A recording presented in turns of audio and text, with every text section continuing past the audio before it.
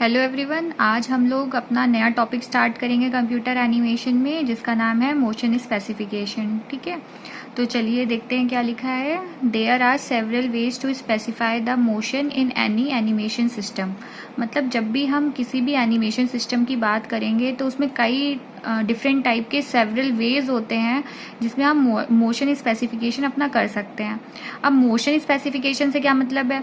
Motion मतलब आप object को हवा में उड़ा रहे हैं, नीचे गिरा रहे हैं, पानी में तैरा रहे हैं, ये सब क्या होता है? मोशन होता है। चला रहे हैं, घुमा रहे हैं, तो ये सब क्या हो जाता है? मोशन हो जाता है। ठीक है, अब स्पेसिफिकेशन मतलब एक पर्टिकुलर आप मोशन स्पेसिफाई कर रहे हैं उस पर्टिकुलर ऑब्जेक्ट को।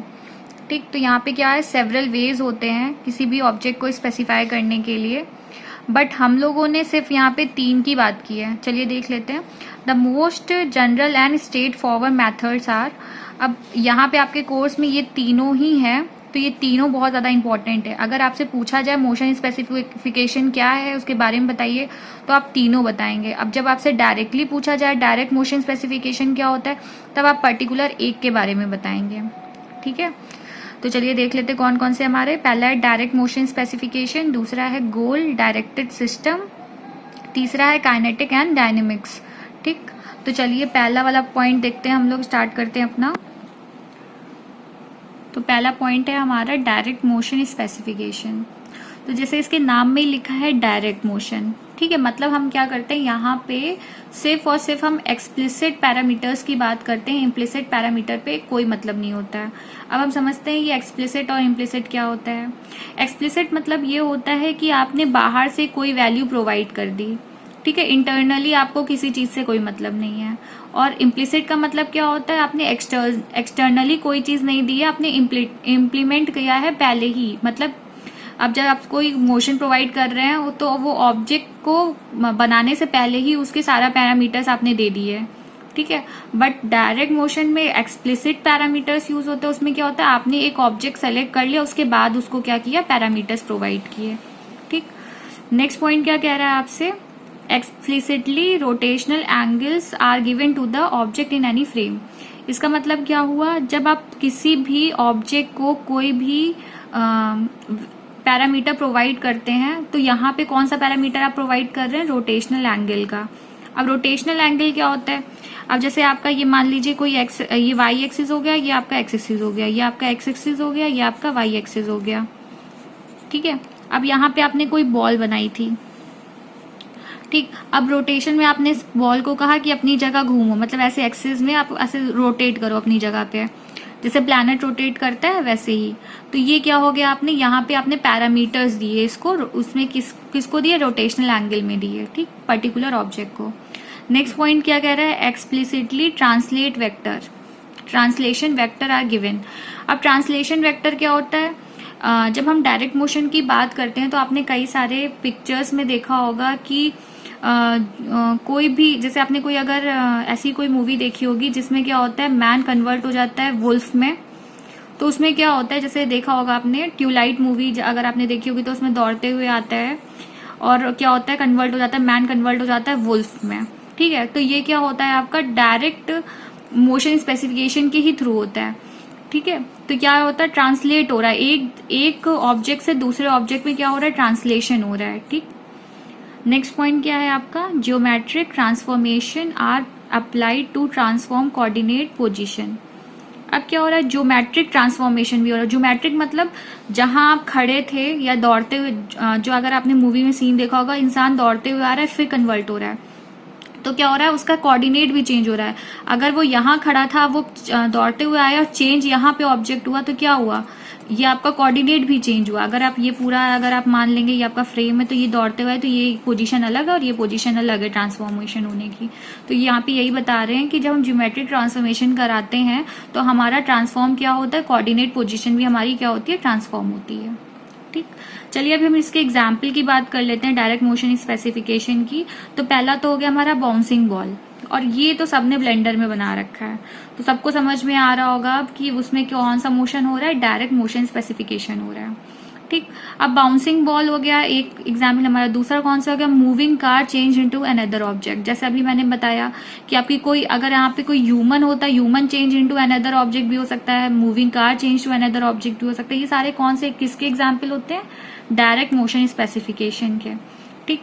अगर आपको ये अपना कंटेंट बढ़ाना है तो आप यहाँ पे मूविंग बॉल का या बाउंसिंग बॉल का भी डायग्राम बना सकते हैं कि एक्स एक्सिस बना दी आपने, वाई एक्सिस बना दी, और आपने यहाँ पे दिखा दिया कि आपकी बॉल यहाँ थी और फिर ऐसे से डॉट दिखाइएगा, फिर एक बॉल दिखाइएगा, फिर ऐसे से डॉट दिखाइएगा, फिर यहाँ आएगी, फिर ऐसे से जाएगी, तो ऐसे से दिखा दीजिएगा। जहां जहां आपकी बॉल जा रही है वो आप डार्क दिखाइएगा, बाकी डॉटेड लाइन से ऐसे दिखा दीजिएगा। ठीक है। डायग्राम बनाने से क्या होता है, ज्यादा इम्पैक्ट आता है, अच्छा इम्पैक्ट आता है। अगर आपकी और ड्राइंग अच्छी है तो कोई ऑब्जेक्ट बनाइएगा, जैसे आपने बॉल बनाई, ठीक है, फिर आपने इसको एक फ्रेम में आपने बॉल बना दी, दूसरे फ्रेम में आपने क्या की, उस बॉल को थोड़ा सा चेंज किया, मतलब थोड़ा सा डिफॉर्म किया। ठीक है। फिर नेक्स्ट में क्या हुआ, और डिफॉर्म किया, अब आपकी बॉल क्या हो गई, प्लेट सी हो गई, मतलब ऐसे बन गई। ठीक है। तो ये ऐसे 3-4 फ्रेम बना के दिखा दीजिएगा, बॉल मूव होके अपना पोजीशन चेंज कर रही है। ठीक। चलिए अब हम लोग इसके एडवांटेजेस और डिसएडवांटेजेस के बारे में बात कर लेते हैं। तो एडवांटेजेस क्या हो जाएंगे हमारे डायरेक्ट मोशन स्पेसिफिकेशन का, easily and explicitly parameters are provided to any object. जाहिर सी बात है, जब हम डायरेक्ट कोई काम कर रहे होते हैं, कोई इसमें हम लोगों को इंटरनल चेंजेस नहीं करने होते, तो वो काम क्या होता है, आसानी से हो जाता है। ठीक है। तो ये क्या हो गया, ईजी हो गया, एक्सप्लिसिटली हम क्या कर सकते हैं, आप किसी भी ऑब्जेक्ट का पैरामीटर्स चेंज कर देते हैं। ठीक। नेक्स्ट ये हमारा डिसएडवांटेज, सेकंड पॉइंट देख लेते हैं क्या, coordination position are easily / applied to transform the object. अब देखो यहाँ पे क्या मतलब है हमारा, कि जब हम किसी भी ऑब्जेक्ट की बात कर रहे हैं कि एक जगह से दूसरी जगह ऑब्जेक्ट जा रहा है और ऑब्जेक्ट चेंज हो रहा है, तो यहाँ पे क्या हो रहा है कि वो आराम से हो जाता है, इजीली हो जाता है। यहाँ पे कोई बहुत ज्यादा इफेक्ट नहीं, मतलब बहुत ज्यादा इफेक्ट नहीं करता है, चेंजेस हम लोग को ज्यादा मतलब परेशान नहीं करते हैं, वो आराम से चेंज हो जाते हैं, मतलब ट्रांसफॉर्मेशन जो हो रहा होता है वो इजिली हो जाता है। ठीक। अब डिसएडवांटेज क्या है इसमें, no implicit parameter can be transfer. अब जो इसमें फिक्स जो इम्प्लिसिट पैरामीटर है उसको हम चेंज नहीं कर सकते, ये इसका डिसएडवांटेज है। ठीक है। मतलब बॉल अगर गिरेगी तो वो लड़ेगी और यही मतलब ऐसी ही दिखेगी। अगर आप इसको चेंज करना चाहते हैं इम्प्लिसिटली तो वो आप नहीं कर सकते हैं। ठीक। जो बाय डिफॉल्ट जो इसका चीज फिक्स है वो फिक्स ही रहेगा। दूसरा क्या है, acceleration of any object is not possible. अगर आप चाह रहे हैं इस बॉल को तेज कर दें, मतलब इसको एक्सेलरेट करा दें, ठीक है, विद रिस्पेक्ट टू टाइम, तो आप इसको नहीं करा पाएंगे। ठीक। तो ये इसका क्या हो गया, डिसएडवांटेज हो गया, कि इसकी स्पीड आपने बढ़ा दी घटा दी, ये सब आप इससे नहीं कर सकते। ठीक। नेक्स्ट पॉइंट की बात करते हैं हम लोग। तो नेक्स्ट पॉइंट हमारा क्या है मोशन स्पेसिफिकेशन में, गोल डायरेक्टेड सिस्टम। ये हमारी क्या है, दूसरा वेज, ये हमारा सेकेंड वे है जिससे हम क्या कर सकते हैं, एनिमेशन प्रोवाइड कर सकते हैं किसी भी एनिमेशन सिस्टम को। तो देखिए क्या होता है इसमें, provide general term specification of motion. अब देखिए यहाँ पहले वाला जो भी हम लोग ने पढ़ा डायरेक्ट मोशन स्पेसिफिकेशन में, इस पे हम लोग कोई मोशन की बात नहीं कर रहे थे, खाली हम लोग बाउंसिंग की बात कर रहे थे कि यहाँ पे क्या हो रहा है, हमारा जो बॉल है वो बाउंस हो रही है और क्या कर रही है, एक कोऑर्डिनेट मतलब कोऑर्डिनेट पोजीशन से दूसरे कोऑर्डिनेट पोजीशन पे जा रही है। ठीक है। और क्या कर रही थी, एक ऑब्जेक्ट से दूसरे ऑब्जेक्ट में ट्रांसफॉर्म कर रही थी, बट इसमें कोई मोशन नहीं हो रहा था। ठीक। अब जब हम गोल डायरेक्टेड सिस्टम की बात करते हैं तो हम क्या करते हैं कि यहाँ कहते क्या है, यहाँ पे मोशन प्रोवाइड करता है, general term specification of motion. ठीक है। नेक्स्ट क्या पॉइंट है, एब्स्ट्रैक्टली डिस्क्राइब द एक्शन। अब एब्स्ट्रैक्टली का क्या मतलब है, एक्सप्रेसिंग अ क्वालिटी और character apart from any specific object. मतलब यहाँ पे हम इसकी क्वालिटी, किसी भी ऑब्जेक्ट की क्वालिटी या कैरेक्टरिस्टिक के बारे में उसका कोई एक्शन डिस्क्राइब करा रहे हैं।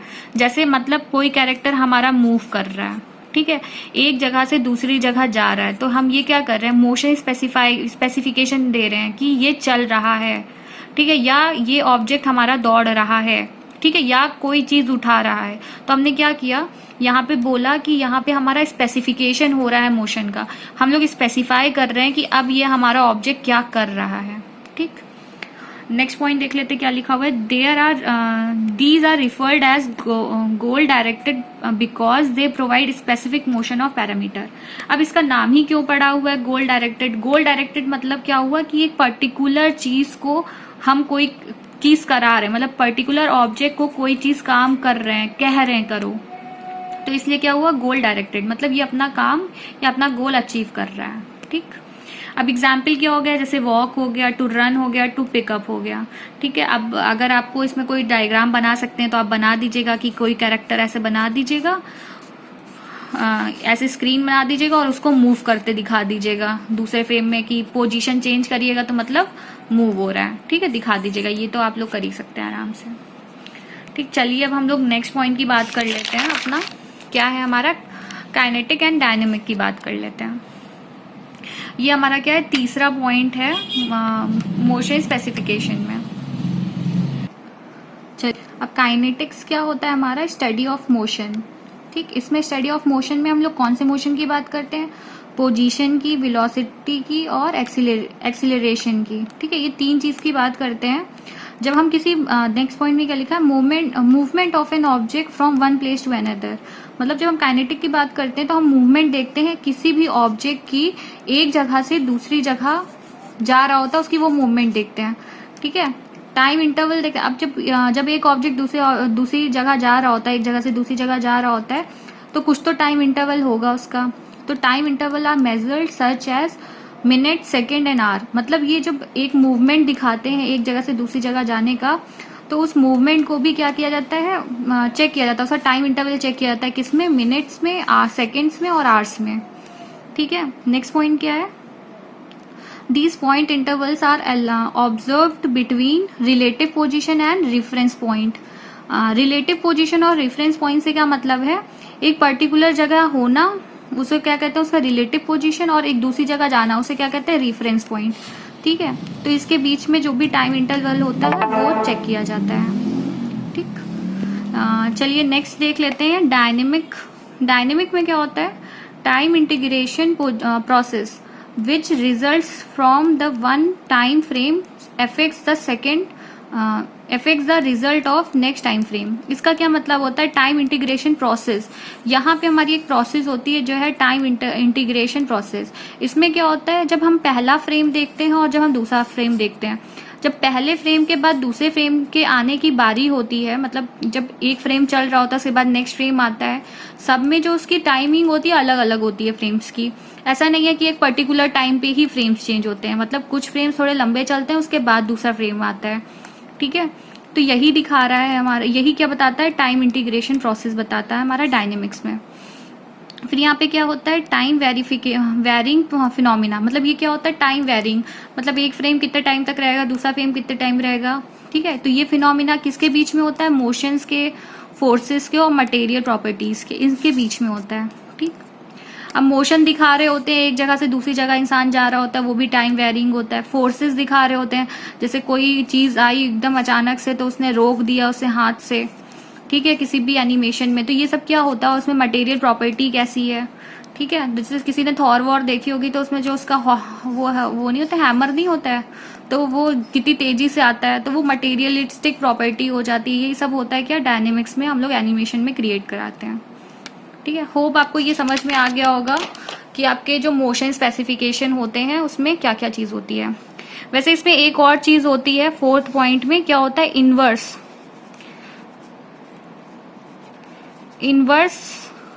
काइनेटिक्स एंड डायनेमिक्स होता है। ठीक है, उसमें क्या होता है, उसमें भी क्या होता है, एक जगह से दूसरे जगह का मतलब एक ऑब्जेक्ट की दूसरे ऑब्जेक्ट से रिलेटिवली पोजीशन के बीच में मेजरमेंट होता है, बट जो मेजरमेंट होता है वो कौन करता है, कंप्यूटर करता है। ये आपके कोर्स में है नहीं, इनवर्स काइनेटिक डायनेमिक ये आपके कोर्स में है नहीं, पर फिर भी अगर आप चाहें तो मोशन स्पेसिफिकेशन के टॉपिक में आप ये फोर्थ पॉइंट भी ऐड कर सकते हैं इनवर्स काइनेटिक में, जिसमें आप ये बता सकते हैं आपका जो मोशन होता है और मोशन एक ऑब्जेक्ट का दूसरी जगह आने और जाने में जो भी जितना टाइम लगता है वो कौन कैलकुलेट करता है, कंप्यूटर कैलकुलेट करता है। इसमें मतलब आपको कोई भी कैलकुलेशन नहीं करनी पड़ती है इनवर्स काइनेटिक्स में। ठीक, तो होप आपको ये वीडियो समझ में आया होगा, और आपको अगर ये वीडियो अच्छी लगी हो तो please like and subscribe our channel, and thank you for watching.